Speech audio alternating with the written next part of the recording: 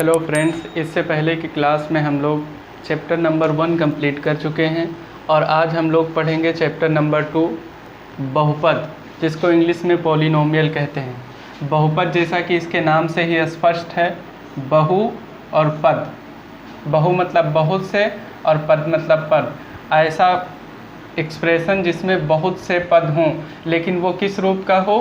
वो हो a1 a0 plus a1x plus a2 x square plus a3 x cube plus and so on plus an x की power n। जो इस रूप का एक्सप्रेशन होगा उसे हम लोग क्या कहेंगे? उसे हम लोग बहुपद कहेंगे। इसमें आप देखेंगे कि एक ये वाला पद है, फिर दूसरा ये वाला पद है, तीसरा पद ये है, चौथा पद ये है, ऐसे n टर्म तक है ये। अब n क्या है? n एक नॉन निगेटिव नंबर है। n एक नॉन निगेटिव इंटीजर है। n एक नॉन निगेटिव इंटीजर है। a0 comma a1 comma a2 and so on comma an, ये सब रियल नंबर्स हैं। ये x क्या है? ये x एक चर है। x चर है मतलब वेरिएबल है। x क्या है? चर है। x की मान बदलेगी तो इस एक्सप्रेशन का मान भी बदलेगा। तो जिसके मान बदलने से, जिस टर्म के मान बदलने से एक्सप्रेशन का मान बदलता है, उसको हम लोग चर पद कहते हैं। तो इसमें चर क्या है? x है। अब हम लोग इसको डिनोट किससे करेंगे? एक पॉलिनोमियल को या एक बहुपद को हम लोग p ऑफ x से डिनोट करेंगे। अगर ये एक्सप्रेशन x के टर्म में लिखा होगा तो हम लोग इसे लिखेंगे p ऑफ x। अगर ये लिखा होता y के टर्म में तो हम इसको लिखते p of y, a0 plus a1y and so on an y की पावर n। इस टाइप से हम लोग लिखते। अगर z में होगा एक्सप्रेशन, अगर z में होगा तो हम लोग p ऑफ z लिखेंगे। ये तो हम लोग पॉलिनोमियल को डिनोट करते हैं इससे, p ऑफ करके जिस टर्म में वो लिखा होगा उसी टर्म में हम लिखेंगे। n जो है वो नॉन निगेटिव इंटीजर है। इसका मतलब है कि n 0 1 2 3 एंड सो ऑन होगा। n जो है वो कभी माइनस में नहीं होगा, मतलब n जो है वो निगेटिव नहीं हो सकता, n फ्रैक्शनल नहीं हो सकता। मतलब कोई एक्सप्रेशन अगर ऐसा लिखा है a x की पावर माइनस n, तो ये एक पॉलिनोमियल नहीं होगा। अब हम लोग इसका पॉलिनोमियल का एग्जांपल ले लेते हैं और देखते हैं कि क्या होते हैं पॉलिनोमियल। मान लीजिए कि ये लिखा है। अब हम इसको क्या करेंगे? ये जो एक्सप्रेशन लिखा है इसको हम उल्टा भी लिख सकते हैं। पहले इसको लिखें, फिर इसको लिखें, फिर इसको लिखें। तो हम अगर लिखते हैं ax square plus bx plus c, तो ये क्या है? ये एक पॉलिनोमियल है। और ये कितने डिग्री का? 2 डिग्री का पॉलिनोमियल है। अगर 2 डिग्री का पॉलिनोमियल होगा तो इसमें a is not equal to 0 होगा।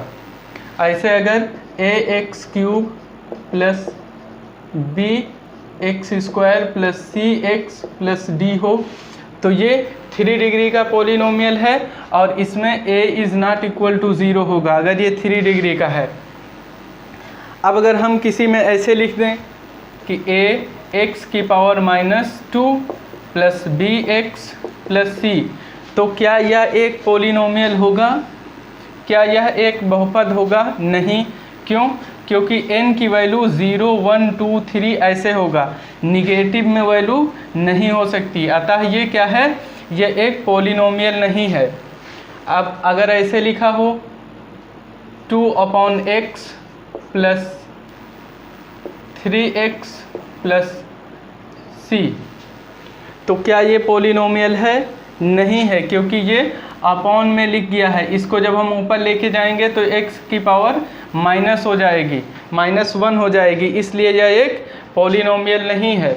अगर हम कहीं पे लिखा देखें 2x² प्लस 3x की पावर 1/2 प्लस 5, अब इसमें हम देखेंगे कि क्या यह एक पॉलिनोमियल है।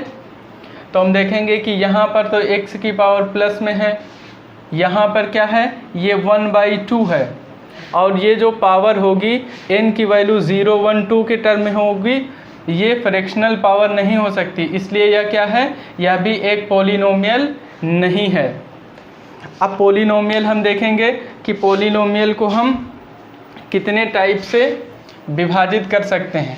तो पॉलिनोमियल को हम लोग 2 टाइप से विभाजित कर सकते हैं।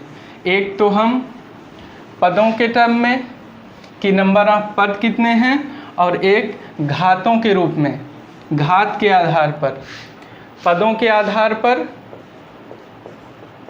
पदों के आधार पर, और दूसरा घातों के आधार पर, के आधार पर। सबसे पहले हम जान लेते हैं कि पॉलिनोमियल जो दिया होगा, बहुपद, जो बहुपद दिया होगा उसकी घात क्या होगी। तो मान लीजिए कि ये दिया हो 2x² प्लस 3x प्लस 4,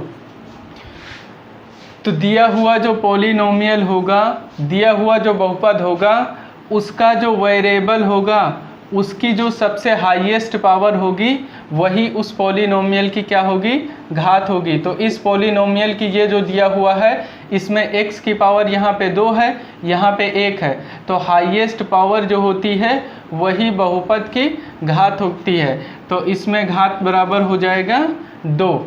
अगर कहीं लिखा होता 2x की power 5 plus 3x² plus 4x plus 5, अब इसमें हम देखेंगे कि इस बहुपद की घात कितनी है।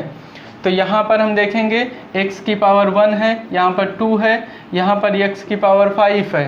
तो हमने अभी क्या पढ़ा कि जो बहुपद होता है उसकी जो सबसे हाईएस्ट पावर होती है वो क्या होती है, घात होती है। तो इस पॉलिनोमियल की घात क्या हो जाएगी, 5। इसकी घात कितनी हो जाएगी, 5 हो जाएगी। तो अब हम घातों के आधार पर पॉलिनोमियल को बांटेंगे कि कितने टाइप के होते हैं, और पदों के आधार पर हम देखेंगे कि पॉलिनोमियल पदों के आधार पे कैसे बांटा जाएगा और घातों के आधार पे कैसे बांटा जाएगा। तो सबसे पहले हम लोग देखते हैं पदों के आधार पर पॉलिनोमियल। पदों के आधार पर एक पदीय बहुपद, इसको मोनोमियल भी कहते हैं, मोनोमियल।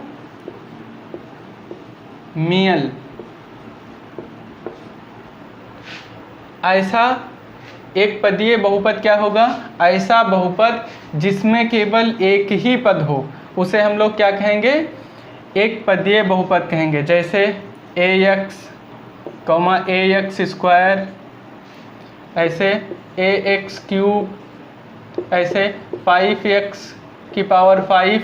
इसमें देखिए ये भी एक पद है, ये एक पद है, ये भी एक पद है, ये भी एक पद है। तो जिसमें केवल एक ही पद होगा उसको हम लोग एक पदीय बहुपद कहेंगे। अब दूसरा होता है द्विपदीय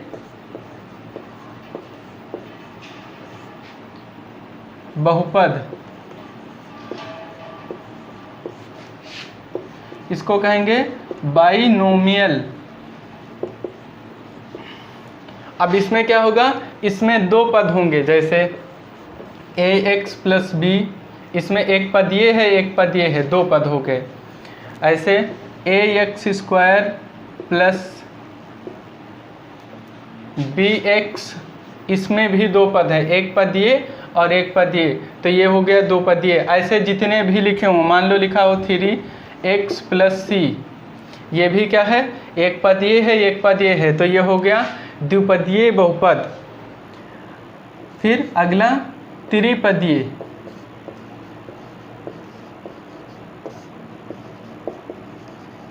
त्रिपदीय बहुपद, इसको हम लोग कहेंगे ट्राइनोमियल। अब इसमें क्या होगा, जैसा कि इसके नाम से ही पता है त्रिपदीय, तो इसमें कितने टर्म होंगे, 3 पद होंगे। जैसे ax² plus bx plus c, इसमें एक टर्म ये है, एक ये है, एक ये है, इसमें 3 पद हैं, इसलिए इसको कहेंगे त्रिपदीय। ऐसे अगर लिखा हो 3x² प्लस 5x प्लस 6, इसमें भी 3 पद है, इसलिए ये क्या है, ये एक त्रिपदीय बहुपद है। ऐसा भी हो सकता है 3x³ प्लस 4x प्लस 5, इसमें भी 3 पद हैं, पावर कुछ भी हो सकती है। मान लो लिखें हम 4x6 plus 3x² plus 5x, इसमें भी कितने पद हैं, 1 2 और 3, तो ये क्या हो गया, ये हो गया त्रिपदीय बहुपद। अब हम लोग घातों के आधार पर देखेंगे कि कितने क्या क्या होते हैं। तो घातों के आधार पर सबसे पहले होगा लीनियर बहुपद, मतलब रैखिक बहुपद। नंबर 1 रैखिक बहुपद। रैखिक बहुपद ऐसा बहुपद जिसमें चर की घात 1 हो, ऐसा बहुपद जिसमें चर की घात 1 हो उसे क्या कहेंगे, रैखिक बहुपद कहेंगे। जैसे ax प्लस b, इसमें चर x है और उसकी घात कितनी है, 1 है, इसलिए इसको क्या कहेंगे, इसको एक रैखिक बहुपद कहेंगे। ऐसे हम लिखें 2x प्लस 5, इसमें भी क्या है, चर की घात 1 है, इसलिए यह क्या है, यह एक रैखिक बहुपद है। दूसरा होता है द्विघातीय बहुपद। द्विघातीय बहुपद, इसको कहेंगे quadratic polynomial. Quadratic polynomial, quadratic polynomial, इसको कहते हैं लीनियर पॉलिनोमियल। Linear polynomial. अब ये द्विघातीय बहुपद क्या होगा, ऐसा बहुपद जिसमें चर की घात 2 होगी उसे हम लोग द्विघातीय बहुपद कहेंगे। जैसे ax² plus bx plus c, इसमें टर्म से नहीं मतलब है, इसमें 3 टर्म हैं, लेकिन इसमें हमको क्या देखना है, घात देखना है। तो इसमें चर की घात 2 है, इसलिए यह क्या है, यह एक द्विघातीय बहुपद है, यह क्वाड्रेटिक पॉलिनोमियल है। इसको हम ऐसे 2x² प्लस 6x प्लस 3 ऐसे भी लिख सकते हैं। इसको हम ऐसे भी लिख सकते हैं 2x² प्लस 5। हम देखेंगे कि घात जो चर हो उसकी सबसे बड़ी घात कितनी है, उसी के आधार पर हम लोग कहते हैं। अगर चर की घात 2 है तो उसको हम लोग क्या कहेंगे, द्विघातीय बहुपद। नंबर 3 एक पढ़ेंगे त्रिघातीय। त्रिघातीय बहुपद। त्रिघातीय बहुपद, इसको कहेंगे क्यूबिक पॉलिनोमियल। Cubic polynomial.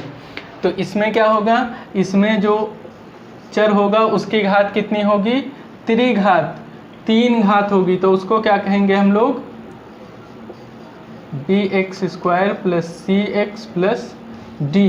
यहाँ चर की सबसे बड़ी घात 3 है, इसलिए यह क्या है, त्रिघातीय बहुपद है। इसको ऐसे भी लिख सकते हैं 3x³ plus 5x plus c। इसमें भी देखिए x की घात 3 है, इसलिए इसको क्या कहेंगे, त्रिघातीय बहुपद। पढ़ेंगे बहुपद का शून्यक। बहुपद का शून्यक। शून्यक, शून्यक को ही मूल कहते हैं। मूल, हिंदी में मूल, रूट और जीरोज।